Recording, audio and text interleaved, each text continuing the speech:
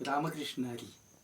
या लागी दुष्कृती जरी झाला, तरी अनुताप तीर्थी नहाला, नाहून मजवाताला सर्व भावे।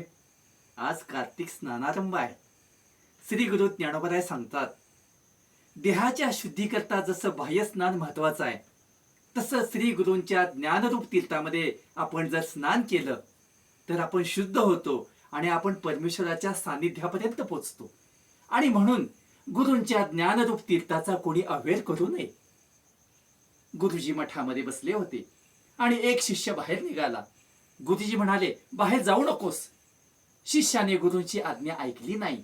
शिष्य बाहेर गेला आणि बाहेर मठाच्या बाहेर एक गाढव दक्षिणेकडे बघून भुंकत होतं। या शिष्याला हा अपशकुन वाटला। तो तसाच पाठीमागे आला, आश्रमामध्ये आला। गुरु म्हणाले, बाळा तू का परत आलास? त्या शिष्याने उत्तर दिलं, गुरुजी मी मठाच्या बाहेर गेलो तर तिथे एक गाढव दक्षिणेकडे बघून भुंकत होतं।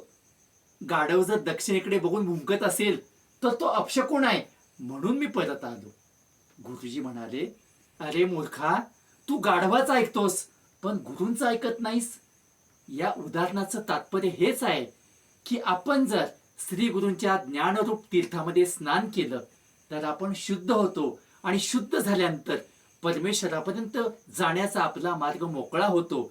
आणि म्हणून कार्तिक स्नानामध्ये रोज स्नान करत करत आपण श्री गुरु ज्ञानोबरांच्या ज्ञानेश्वरीमध्ये स्नान करूया, त्या अक्षरामध्ये स्नान करूया आणि आपल्या आत्म्याची शुद्धता करून परमेश्वरापर्यंत जाण्याचा आपला मार्ग आपण मोकळा करूया।